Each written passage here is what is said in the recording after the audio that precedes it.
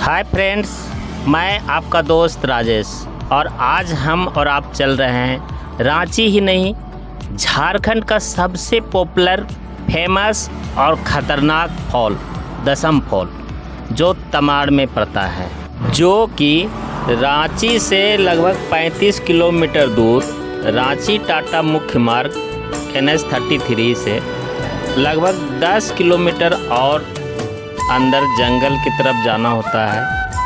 तो आइए दोस्तों, हम लोग चलते हैं दसम फॉल की तरफ।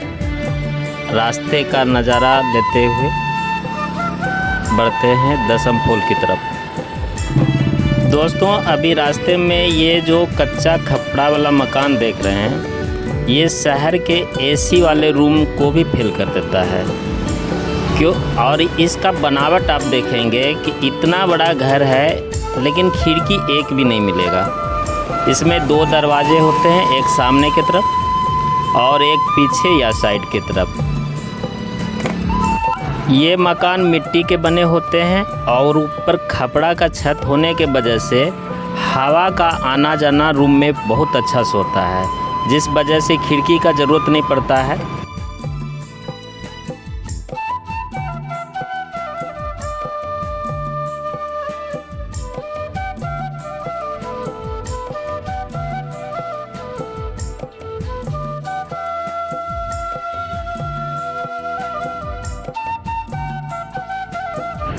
दोस्तों, ये प्रकृति के बीच जंगलों में, पहाड़ों पे रहना, ये आनंद सभी के नसीब में नहीं होता है, और जिनके नसीब में होता है वो प्रकृति के असली महत्व को समझते हैं। और इसी वजह से आप देखेंगे शहर से दूर ये गांव, ये बस्ती कितना साफ़ सुथरा है। आगे अभी दसम फॉल के पास जब पहुंचेंगे, वहाँ के सारे साफ़ सफाई का जिम्मेदारी इन लोगों के ऊपर ही है। आप देखेंगे कितना साफ़ सुथरा रहता है। शहर से लोग आते हैं, कचरा फैलाते हैं, जिस पर कि पाबंदी भी है। तो आइए हम लोग भी जब जाएं तो सफाई का ध्यान रखें।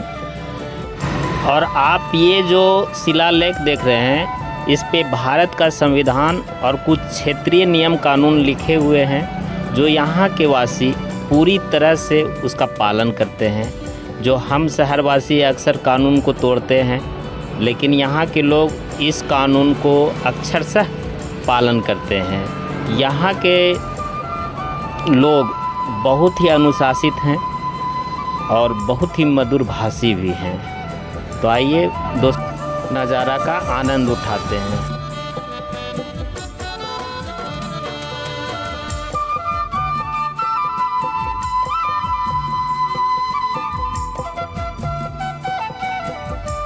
दोस्तों, ये वादियों की खूबसूरती आपका मन मोह लेगी। ये है हमारे झारखंड की खूबसूरती। लेकिन कहते हैं ना कि खूबसूरती के पीछे भी कुछ राज होता है। तो इस राज को हम आइए बताते हैं और दिखाते हैं ये फॉल का नज़ारा।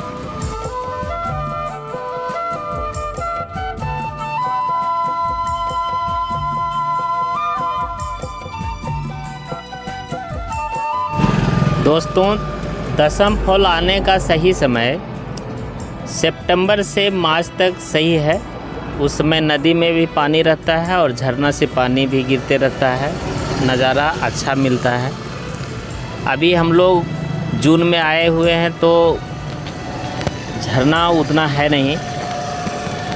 आप देख सकते हैं कि जब बारिश होता है तो कितना खतरनाक रूप ले लेता है ये झरना। अभी सूखा हुआ झरना है, लेकिन जब बारिश होता है तो अभी आप देखें ये रूप ले लेता है विकराल।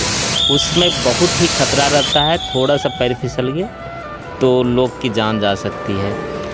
इस वजह से दसम फॉल को डेंजर घोषित किया गया है। लोग अपने लापरवाही से गहरे पानी में चले जाते हैं, झरना के पास नहाने चले जाते हैं, जिससे पैर फिसलने के बाद ये खाई है उसमें पूरा भरा रहता है और इस खाई में फंस जाते हैं लोग और अपनी जान गंवा बैठते हैं।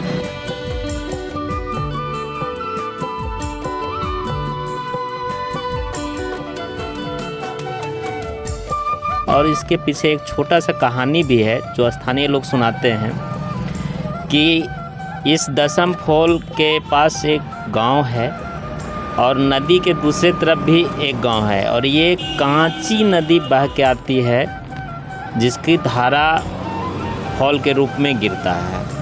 तो दूसरे तरफ एक लड़की रहती थी गांव में और इस तरफ एक लड़का रहता था छैला सिंधु, जिसके विषय में कहते हैं कि ये दोनों आपस में प्रेम करते थे और रात में छैला सिंधु बिंदी से मिलने जाया करते थे और जाने का रास्ता यही था कि एक पेड़ पे लता लटका हुआ था और उस लता को पकड़ के अक्सर छैला रात में वो गांव जाते थे, जो कि गांव वालों को पता चल गया था और बस्ती वालों को इन दोनों का प्रेम पसंद नहीं आया। एक रात गांव वालों ने उस लता को आधा काट के छोड़ दिया जिससे छैला अक्सर पार हुआ करता था। जब छैला उस लता को पकड़ के दूसरे गांव पार होने की कोशिश करने लगा नदी को, तो लता टूट गई और छैला नदी के बहाव में बह गया जिसकी मौत हो गई। तो कहते हैं कि आज भी छैला का आत्मा बिंदी का इंतज़ार करता है और यहाँ जो मौतें होती है कहते हैं कि छैला का आत्मा लोग को पानी में खींच ले जाता है। क्या सच्चाई है, क्या यथार्थ है, क्या अफवाह है, ये तो नहीं कह सकते हैं, लेकिन यहाँ मौतें बहुत होती है और लोगों की अपनी लापरवाही के वजह से मौतें होती है। गहरे पानी में नहीं जाना चाहिए, झरना के आसपास नहीं नहाना चाहिए। आप प्राकृतिक सुंदरता को देखने आए हैं, उसका लुत्फ़ उठाना चाहिए।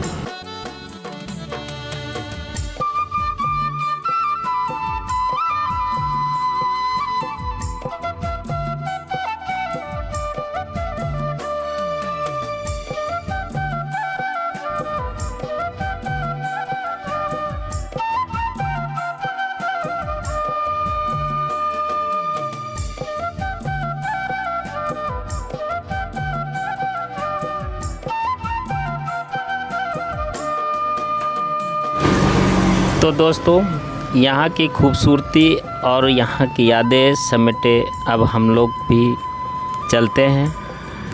आशा करते हैं ये वीडियो आप लोग को पसंद आया होगा। पसंद आया है तो लाइक करें, सब्सक्राइब करें और बेल आइकन को दबा दें। धन्यवाद दोस्तों, फिर मिलते हैं नए ब्लॉग में। आपका दोस्त राजेश।